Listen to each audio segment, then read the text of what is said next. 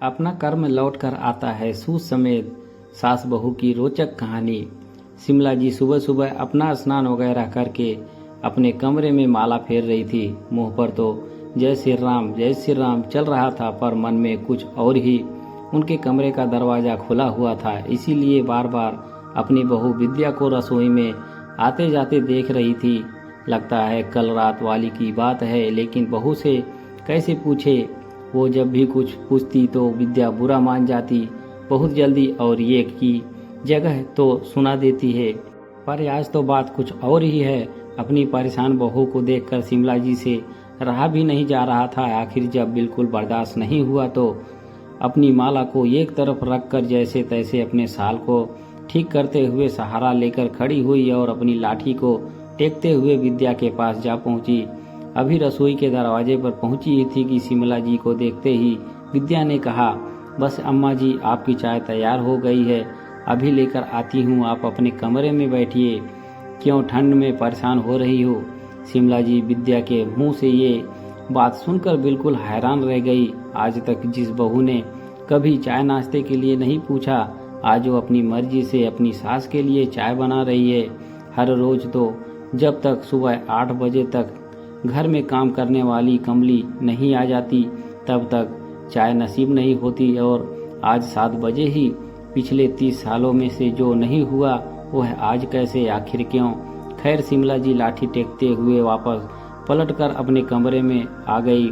लाठी को एक तरफ रखकर वह अपने पलंग पर खुद को कंबल से ढककर बैठ गई।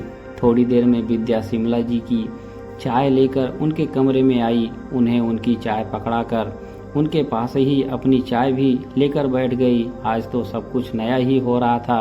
कभी बहू उनके पास बैठना पसंद भी नहीं करती थी, और आज वो उनके साथ बैठकर चाय पी रही है। कमरे में बिल्कुल मौन पसरा हुआ था। ना शिमला जी कुछ कह रही थी, ना ही विद्या। कुछ देर मौन के बाद अचानक विद्या की आंखों में से आंसू आ गए। शिमला जी ने अपने कांपते हुए हाथों से कप एक तरफ रखा और विद्या के हाथों पर हाथ रखकर बोली, क्या हुआ बहू, क्यों परेशान हो रही हो? अगर तुम्हें ठीक लगे तो बता दो मुझे, क्या पता तेरी समस्या का कोई रास्ता निकल आए। शिमला जी के इतने प्यार भरे स्पर्श से विद्या की रुलाई फूट पड़ी। मुझे माफ़ कर दो अम्मा जी, मुझे माफ़ कर दो। जानती हूँ मैं आपके माफ़ी के काबिल नहीं हूँ, पर फिर भी मुझे माफ़ कर दो। शिमला जी ने उसके सिर पर हाथ फेरते हुए कहा, अरे किस चीज़ की माफ़ी मांग रही हो तुम मुझसे?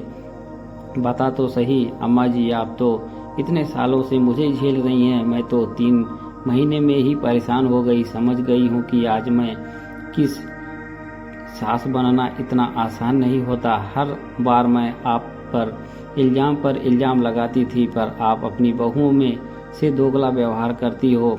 आज समझ में आ रहा है कि आपके दिल पर क्या बीतती होगी। कहते हैं अपना कर्म लौटकर आता है, वह भी सूद समेत। आज वही हो रहा है मेरे साथ। मैंने आपके घर के 2 टुकड़े करवाए थे, और आज मेरी दोनों बहुओं के साथ साथ बेटे भी मुझ पर इल्ज़ाम लगा रहे हैं। अपनी बहू को इस तरह रोते देखकर शिमला जी को वो दिन याद आया तो जब उनके घर में विद्या बहू बनकर आई थी। अमीर घराने की बेटी विद्या शुरू से ही नकचड़ी स्वभाव की थी। सीधे मुंह किसी से बात भी नहीं करती थी, और यह बात विदा होकर आने के दूसरे दिन ही पता चल गई।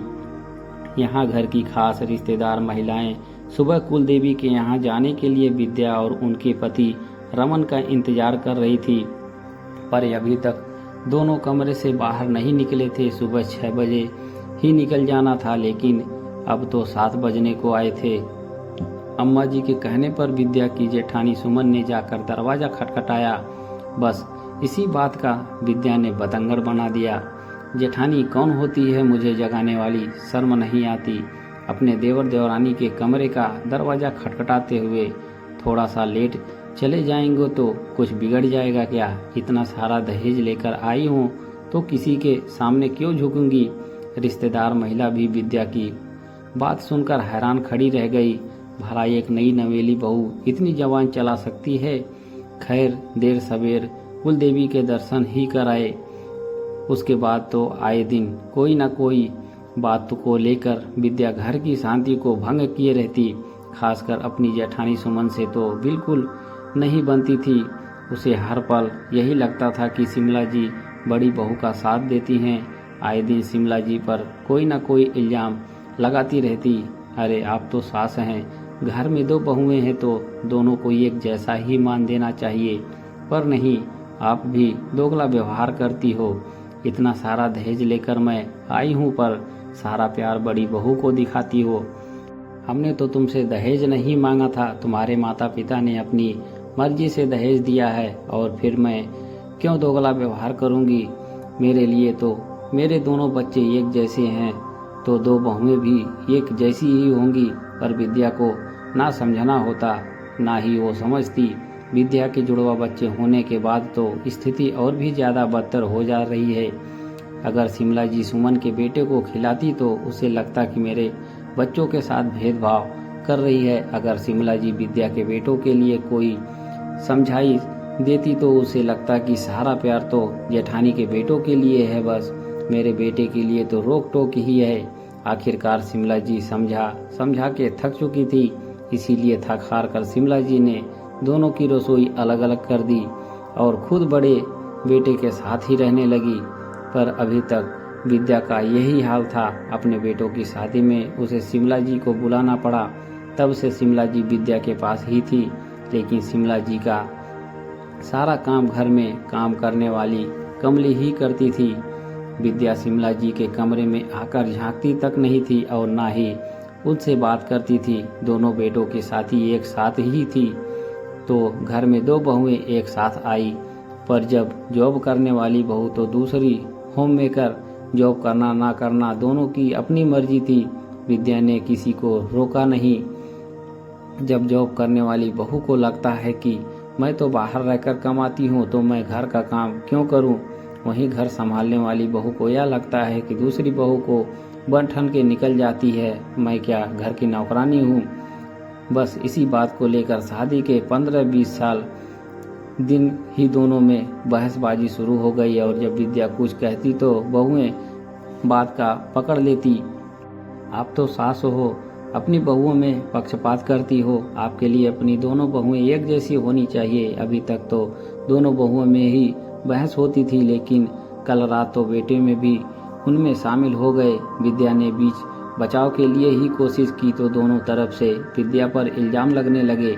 जो कल घर में हो रहा था उसे देखकर विद्या को अपना किया याद आने लगा। हालांकि शिमला जी ने भी रोकने की कोशिश की थी, पर जो अपनी सास की नहीं सुन रही तो दादी सास की क्या सुनती। आखिर दोनों बहुएं रूठ कर अपने अपने मायके जाकर बैठ गई, साथ में अपने पतियों को भी ले गई। इसीलिए आज घर में इतनी शांति पसरी हुई है। खैर, शांति को तोड़ने हुए शिमला जी ने विद्या के सिर पर हाथ फेरते हुए कहा, बहू रोना बंद कर, अब तुझे पता चल चुका है ना कि सास बनना आसान नहीं होता। आप गलत नहीं होते हो, बस सास नाम ही ऐसा है कि हर कोई आपको गलत ही समझता है। पीढ़ियों में अंतर आ जाता है पर इस सोच में अंतर नहीं होता। आप समझाइश की भी दोगे तो उसका गलत मतलब ही निकाल लिया जाएगा। इसीलिए आंसू बहाना बंद कर शिमला जी की बातों से विद्या को काफ़ी संबल मिला। अपने आंसू पोंछते हुए बोली, पर अब मैं क्या करूं, मुझे कुछ समझ नहीं आ रहा। शिमला जी ने मुस्कुराकर कहा, वही जो मैंने किया वही तू कर, जीने दे दोनों को अपनी ज़िंदगी। रिश्तों में दरार आए इससे अच्छा है रसोई अलग अलग कर दे। अपनी अपनी जिम्मेदारी खुद समझेंगे, तुम अपना सम्मान खुद बनाए रखो। अम्मा जी लोग क्या। इससे पहले कि विद्या कुछ कहती अम्मा जी ने अपनी बात पूरी कर दी। लोग क्या कहते हैं ये सोच सोच कर तुम बीमार पड़ जाओगी। अभी जो बहुएं रूठ कर मायके जाकर बैठी हैं तब भी लोग बातें कर ही रहे हैं ना, तो इससे बेहतर है उन्हें अलग ही कर दो। आखिर अम्मा जी की बात विद्या को जच गई और वो जल्दी अपने बेटे बहू को फ़ोन करने आखिर निर्णय तो ले चुकी थी, बस अब उस पर अमल करना बाकी था। आखिर बेटे बहुओं को बुलाकर रसोई अलग अलग कर दी। दोनों बेटों में से बड़े बेटे ने अपनी मां के साथ रहना ही पसंद किया, वहीं दूसरा बेटा घर के दूसरे माले पर शिफ्ट हो गया। कहानी पसंद आई हो तो वीडियो को एक लाइक ज़रूर करें। चैनल को सब्सक्राइब करना ना भूलें। आप सभी का धन्यवाद।